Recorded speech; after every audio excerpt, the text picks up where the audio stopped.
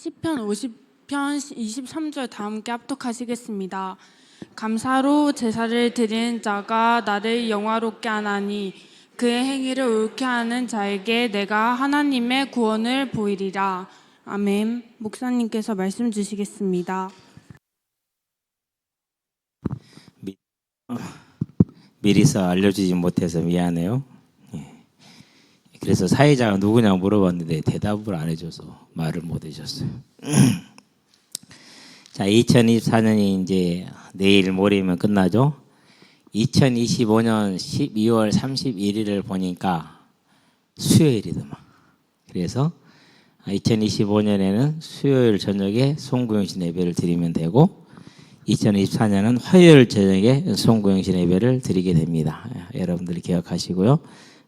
잘 인도받으시고, 특별히 지난주에 이제 우리 식구들한테는 그런 얘기를 했어요. 2024년 동안에 하나님이 내게 주신 은혜들을 감사한 것들 한번 정리해보자 이렇게 얘기를 했거든요. 뭐 안 했을 거라고 확신하지만은 여러분도 해보시게 되길 바랍니다. 조용히 한번 되짚어 보세요. 그러면은 많은 내용들이 있을 겁니다. 저는 이렇게 노트가 한 2권 정도 돼요. 2024년을 기록한, 매일 기록한 노트가. 2권을 읽으려면은 몇 주 걸리겠죠. 그래서 못 읽어. 그래도 이제 2024년을 살아오는 날 동안에 어떻게 보면 이제 목회자로서 가장 큰 것은 교단을 백석총회로 이제 가입을 하게 된 게 제일 큽니다. 그리고 이제 목회를 하면서 이제 교회 안에서 우리 이제 도화가 태어난 거 참 기쁜 일이었습니다. 그리고 희건이가 저렇게 자라가지고 온 낙을 써대면서 지성질을 부리는 거 볼수록 귀여워요. 염려할 거 없어요. 애리 어려서는 저렇게 악수고 막 그러거든요. 크면 또 언제 그랬냐 듯이 바뀌어요. 너무 많이 보았던 것이기 때문에 희건이 동생이 생긴 것도 감사하고요. 자주는 아니지만 리담하고 리차이를 좀 보는 것도 그것도 감사한 일이고요. 그런 다음에 이제 수많은 일들이 많죠. 이런저런 일들이. 그런 일들 속에서 여기까지 왔고 또 여러분들이 이렇게 잘 커가는 게 너무 보기 좋아요. 특별히 좀 우리 학생들이 기도하는 거 보면은요, 기도 내용들이 이제 좀 다듬어졌다, 깊이가 있다, 이런 게 보여요. 많이 놀랐어요. 요즘 들어서. 참 하나님께 감사하고 그렇게 여러분들이 한 걸음 한 걸음씩 잘 인도받아 가게 되길 바랍니다. 목사님 개인적으로는 여러 가지가 있는데 이번 주 말씀을 작성을 하고 주보를 작성하면서 어떤 뭐라고 할까 좀 부담감? 이게 내려놔진다?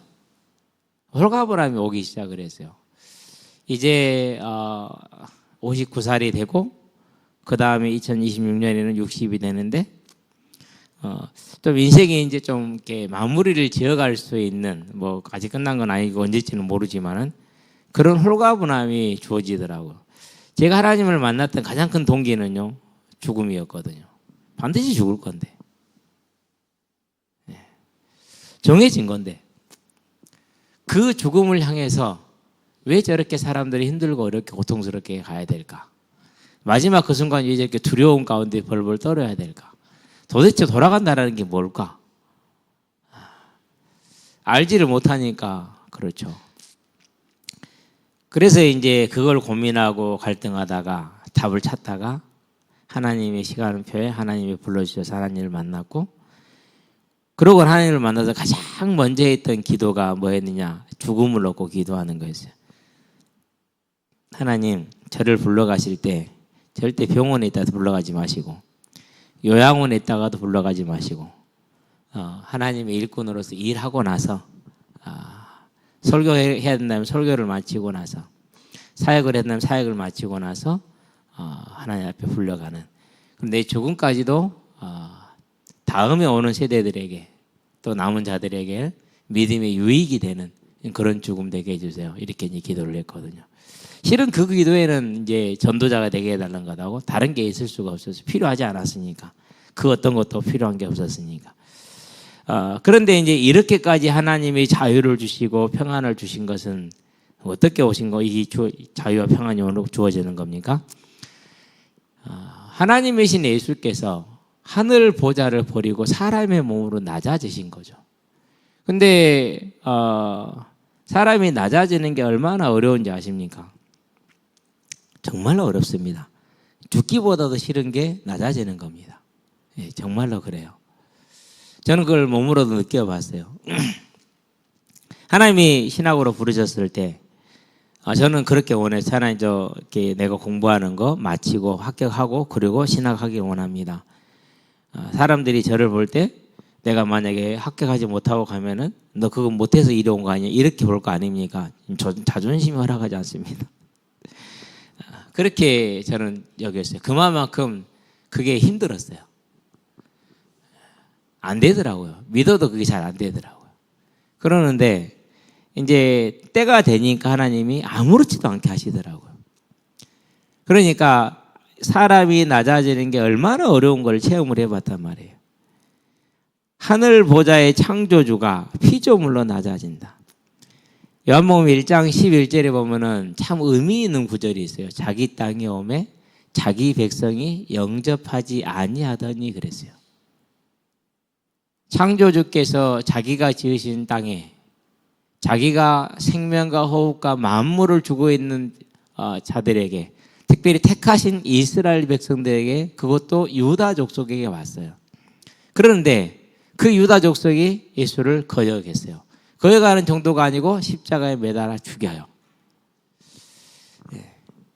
그러니 이 모든 과정을 다 참으시죠. 겟세마네 동산에서 로마 군병들에게 잡혀갈 때 베드로가 칼을 빼서 말고의 길을 떨어뜨리죠. 그럴 때 예수님께서 그 떨어진 길을 주어서 말고에게 다시 붙여주시면서 하시는 말씀이 뭡니까? 내가 지금 당장이라도 12군단 더 되는 천사들을 동원할 수 있는 것을 네가 알지 못하느냐? 로마의 군단이 12군단인가? 그렇게 돼요. 그러니까 전 로마, 세계를 정복한 로마의 군인만큼 많은 천사들을 지금 당장이라도 동원할 수 있다는 겁니다. 그런데 하지 않으셨다고 그랬어요. 왜요? 저와 여러분을 구원할 대속의 죽음을 가야 되기 때문에. 그러고 이제 모욕과 누명과 조롱을 받고 배신을 당하죠. 제자들이 다 버리고 도망갑니다. 베드로는 3번을 부인하고 떠나갑니다. 많은 채찍을 맞고 매를 맞고 가시면류관을 쓰고 그리고 십자가를 지고 빌라도 관정에서 골고다 언덕까지 한 700m가 된답니다. 그 길을 이제 걸어가죠. 가로목은 세워져 있으니까 이게 세로목입니까? 세로목만 지고 가면 됩니다. 그걸 지고 이제 골고다 언덕을 이제 올라가죠. 그 700m를 못 갔어요. 왜요? 그만큼 많이 맞아서 지쳤기 때문에. 그래서 이제 구레네 사람 시몬이 대신 지고 가죠. 로마서 16장에 보면 그 시몬이 나오죠. 자, 그렇게 이제 가서 양 팔목에 직경 1cm가 넘는 대못이 박혀집니다. 끔찍하죠. 상상을 초월합니다. 그리고 두 발을 모으고 발등 위에다가 폭에서 또 대못을 박습니다. 사람이 매달려 있으려면은 박아서 고정을 시켜야 되니까. 그리고 십자가가 세워집니다. 얼마나 고통스럽겠습니까? 그렇죠. 그리고 피를 흘렸기 때문에 흘리고 있으니까 갈증이 납니다. 그래서 내가 목마르다 이렇게 얘기를 하십니다. 그때 신포도주를 이제 적셔서 줍니다. 마시지 않습니다. 포도주가 워낙 질이 떨어지는 것이죠. 그러고 두 강도의 옆에 좌우에 이제 두 강도가 달렸다고 그러죠. 왼편에 있는 강도는 예수님을 조롱합니다. 오른편에 있는 강도는 그 강도를 꾸짖습니다. 그리고 예수님을 주라고 부릅니다. 주의 나라가 임할 때 나를 기억하여 주시옵소서. 마지막에 회개하고 믿은 겁니다. 그때 주님이 바로 답을 줍니다. 네가 오늘 밤 나와 함께 낙원에 있으리라. 이렇게 얘기를 하죠. 그 십자가 6시간의 고통, 9시에 달려서 오후 3시에 돌아가신 마가복음에 그 기록이 있죠. 죽으셨으니까. 6시간에 이른 그 큰 고통을 통해서 우리의 죄값이 대신 지불이 됩니다. 그리고 3일 만에 다시 살아나셨어요. 그리고 40일 동안 제자들과 함께 있으면서 부활하신 몸을 보이십니다. 아마 재림하실 때도 그 몸 그대로 오실 겁니다. 양손에 못자국이 있고 옆구리에 창자국이 있고 두 발에 발등에 그거 못 자고 있는 그 모습으로 오실 겁니다. 40일을 얘기했는데 못 믿어요. 안 믿어요.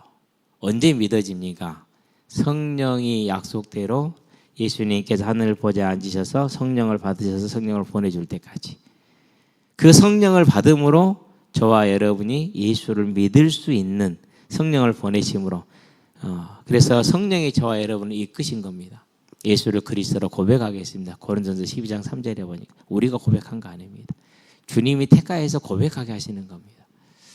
그 고백이 이루어지고 나니까 신분이 바뀝니다. 하나님을 떠나서 사망에 있던 자가 하나님의 나라 생명의 나라로 사망에서 생명으로 옮겼나니 결코 정죄함이 없으리라. 그래서 성령이 원래 성령으로 함께하던 사람이 죄인이 돼서 성령이 떠났습니다. 근데 그 성령이 다시 찾아오셨습니다. 예수님 십자가 대속으로. 그리고 선택한 자들에게 믿는 자들에게 오셔서 함께 거하십니다. 그분이 함께 하시니까 하늘나라가 이해됩니다. 어떻게 이해됩니까? 천국이 보입니다. 그 영원한 천국, 하늘에 따른 천국이 아닙니다. 뭐가 없어서요? 사망이 없습니다. 죄가 없습니다. 슬픔이 없습니다. 애통하는 것이 없습니다. 질병도 없습니다. 영원한 생명이 있습니다. 영원한 찬양이 있습니다. 영원한 풍성함이 있습니다. 그래서 천국입니다. 하늘에서 천국이 아닙니다. 기억하셔야 돼요. 그 천국에 대한 소망을 성령이 알게 하십니다. 그래서 사람들은 이해하지 못합니다. 많은 사람들이 예수를 믿는 이유가 내 문제를 이 땅에 사는 문제를 해결하고자 믿는 경우가 많습니다. 맞습니다. 그런데 성령을 받고 나면은 믿음이 자라가면서 그게 문제가 아니구나. 사람이 천국 가는 게 문제구나. 그 천국을 보게 됩니다. 그런데 그냥 가는 게 아닙니다. 천국에 상급이 있답니다. 이제 그 상급을 사모하게 됩니다. 또 뭘 보게 됩니까? 성령이 오시니까 이전에는 하나님을 멸시하고 무시하고 내 뜻대로 내 생각대로 내가 주관한 데서 내 주인대로 내 방법대로 살았어요. 내가 이렇게 처신을 하면 이렇게 유익이 오니까 이렇게 처신을 합니다. 그렇게 살았습니다. 그런데 하나님을 만나고 나서 성령이 내 안에 오시니까 이제 그런 처신의 방법을 쓰지 않습니다. 하나님을 온전히 전적으로 의지합니다. 하나님의 인생을 주관하시는 것이죠. 작은 예를 하나 들게요. 항상 여러분들 얘기하는 거잖아요. 신학교를 갔습니다. 1학년 때는 사역을 안 하고 있었어요. 그냥 일반 평교사로 있었어요. 모든 신학생들의 꿈이 마치 수험생들하고 비슷해요. 수험생들의 꿈이 뭡니까? 좋은 대학 가는 거잖아요. 신학생들의 꿈이 뭐냐? 큰 교회에 가서 사역하는 거예요. 그게 비슷해요. 근데 저는 그런 생각이 1도 안 들어요. 왜요? 하나님이 나를 어디로 보내든지 간에 그 어디는 하늘나라이기 때문에 아무 곳이나 가면 됩니다. 그렇게 해서 간 곳이 이전에 있던 교회입니다. 지금 참 안타깝게 됐습니다만은. 신학교에서 모든 사람들이 갈망하고 소망하는 교회 중에 탑 10이 탑 1입니다. 탑 1. 거의 탑 1에 해당됩니다. 그러니까 나는 내가 어디로 가서 무슨 어떤 사역을 해야겠다. 어느 교회가 이런 생각 전혀 없어요. 근데 하나님은 하세요. 광야에 오는 것도 마찬가지였어요. 내가 뭘 생각 계획을 세운 게 아니에요. 교회가 개척되는 것도 마찬가지예요. 내가 계획 세운 게 아니에요. 하나만 딱 보고 가는 거예요. 뭐만 보고 갑니까? 하나님께서 하시는 그 나라와 그 뜻을 구하는 것이 온전히 마음을 담는 거죠. 그게 성령의 열매입니다. 내 방법을 쓰지 않는 겁니다. 사람들이 인사하고 잘 보이고 그렇지 않습니다. 광야에 왔는데 목사님하고 갈등이 생겼어요. 이유는 하나예요. 왜 너는 술을 안 먹냐? 내가 왜 그걸 먹어야 됩니까? 다 먹는데 왜 너만 안 먹냐? 내가 그걸 먹을 이유가 없고 내 신앙이 비치는 게 먹을 수 없습니다. 따로 불러다 놓고 1시간 또 얘기를 했어요. 한참 내내 꼬박꼬박 말 때 다 했어요. 아닌 것은 아닌 거예요. 분명히 담임 목사라도 존경하는 건 맞지만은 아닌 것은 아닌 거죠. 당연히 어떻게 되죠? 부교육자 목숨, 파리 목숨보다 못합니다. 당연히 잘리겠죠. 그러는 겁니다. 그러니까 내 인생의 길을 내가 계획하고 고민하지 않아도 됩니다. 하나님이 다 알고 계십니다. 모든 걸 이루어 나가십니다. 오늘의 제가 있을 때 내가 백석초기에 들어가게 될지 상상을 못 해봤어요. 근데 하나님 하시잖아요. 그래서 뭡니까? 수고하고 무거운 짐진 자들아 다 내게로 내가 너희를 쉬게 하리라. 감사입니다. 쉼이 있고 평안이 있고.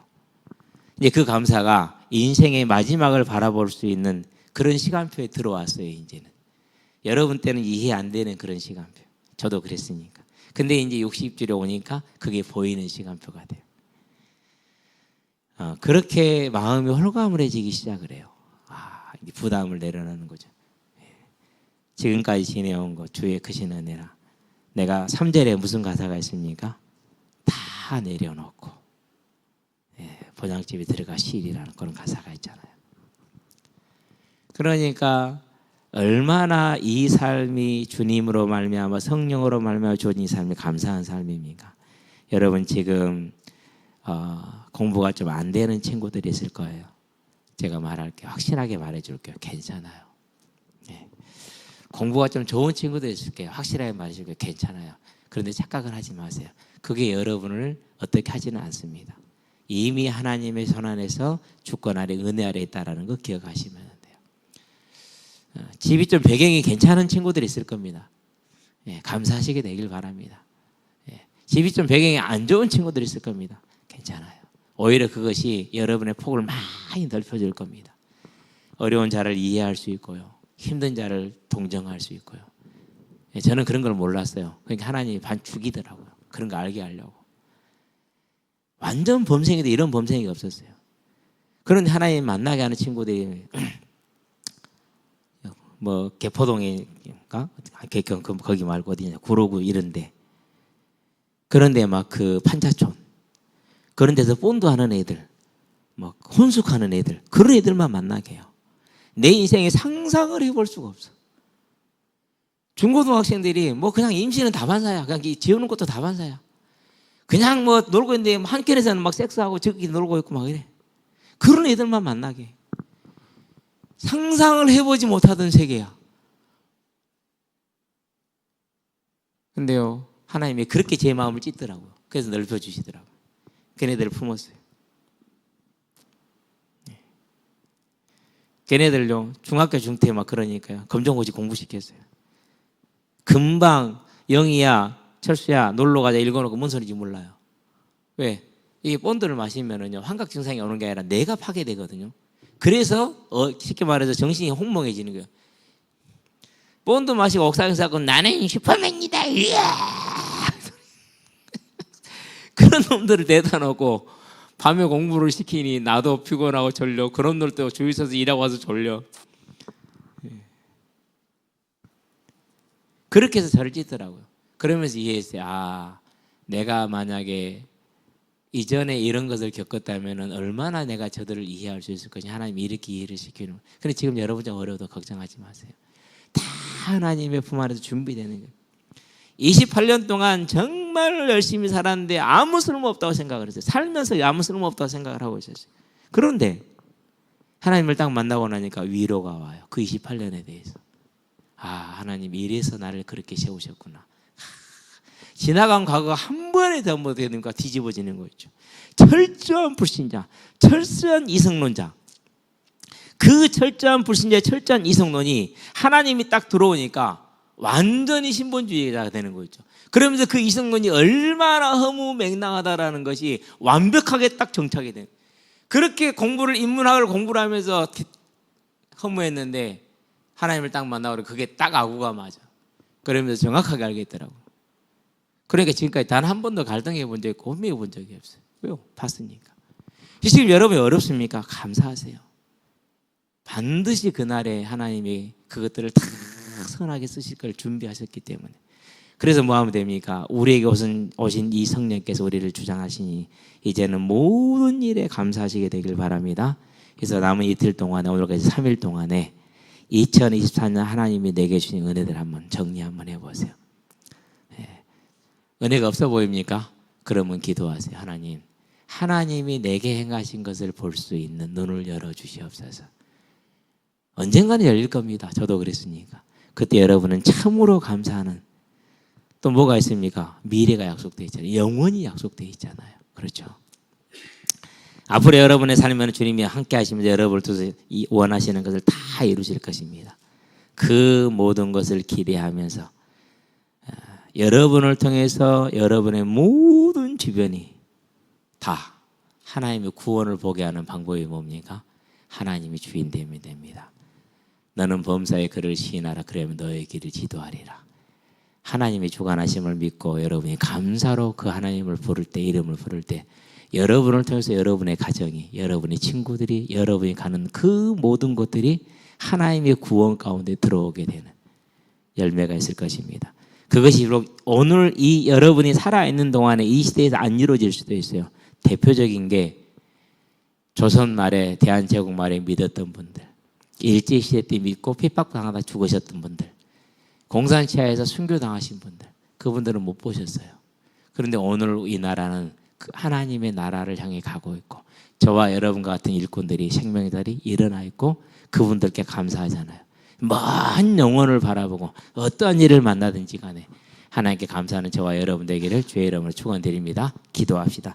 살아계신 아버지 하나님, 감사로 제사를 드리는 자가 하나님을 영화롭게 한다 하였으니 하나님이 세상의 주제자 되심을 믿음으로 모든 일에 감사하게 하셔서 하나님이 우리 학생들 삶에 우리 모든 성도들의 삶에 구원을 보이심으로 우리가 나가는 모든 곳에 생명의 역사가 일어나고 하나님의 살아계신 역사가 일어나는 귀한 하나님의 일을 이룰 수 있도록 주님 역사하시고 인도하여 주시기를 그리스도신 예수의 이름으로 축복하며 기도합니다. 아멘.